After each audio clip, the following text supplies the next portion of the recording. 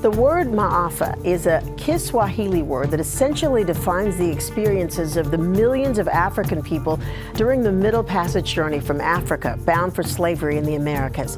A visual and interactive tour at the MAAFA Museum commemorates this traumatic period in history. It's located at St. Paul Community Baptist Church in Brownsville.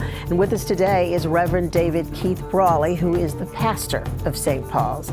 Thank you so much for being with us this afternoon.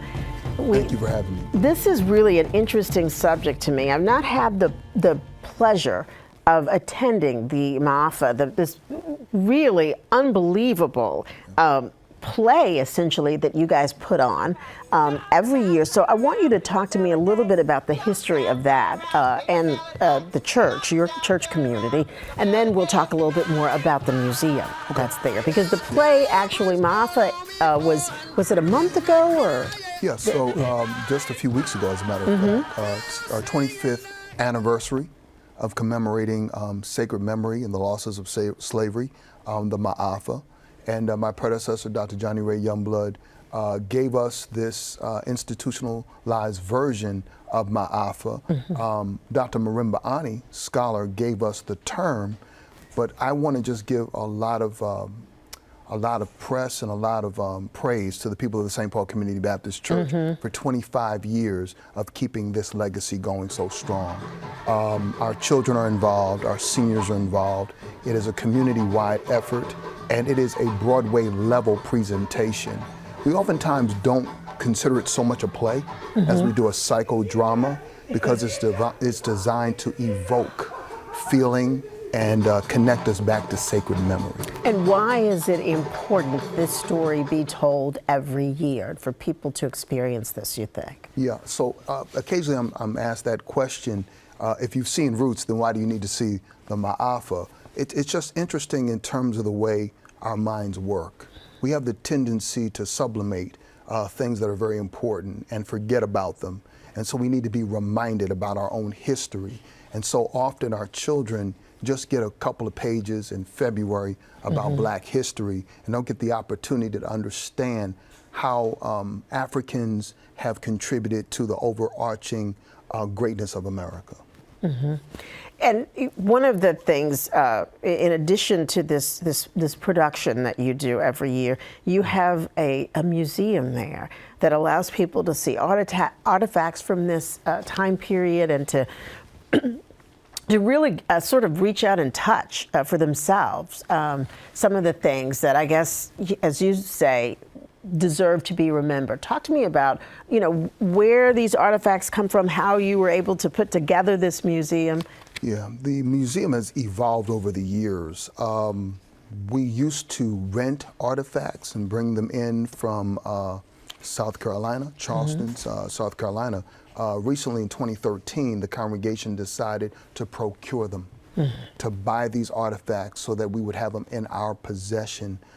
Everything from, you name it, whips to cotton, gin, you name it. We have it there so that folks can see our history and touch our history and be touched by our history. Yeah. We think it's really important. And that it's not just a story.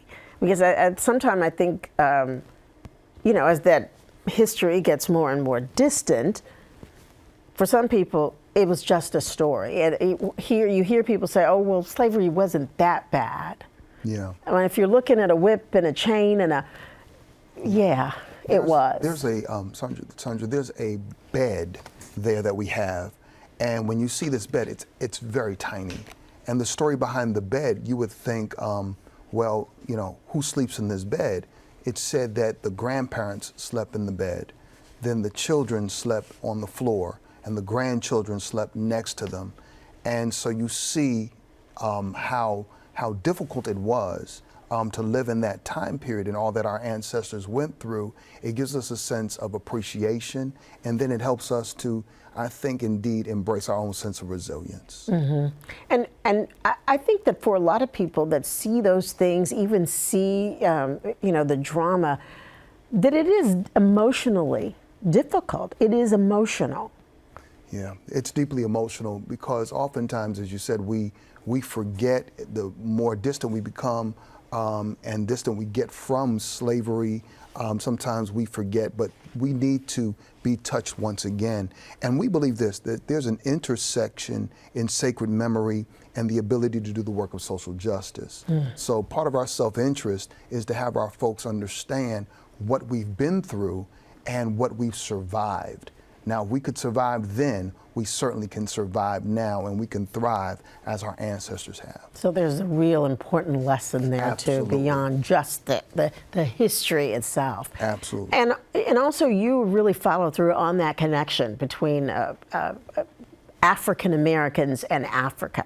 Yes. Talk to me a little bit about that. I know that the church, you visited Ghana. Yes, we did. Yes, we did. So July, August, we went to the Panafest festival there in Accra and Cape Coast, and brought some key leaders with us, because our aim is in 2021 is to do the MAAFA there in Cape Coast and Accra. So we had an opportunity to visit the National Theater there and to talk to the executive director of the Panafest and some of the board members. And there's a lot of interest and excitement about coming back to Africa to share with our brothers and sisters the MAAFA there. So we're excited about that possibility.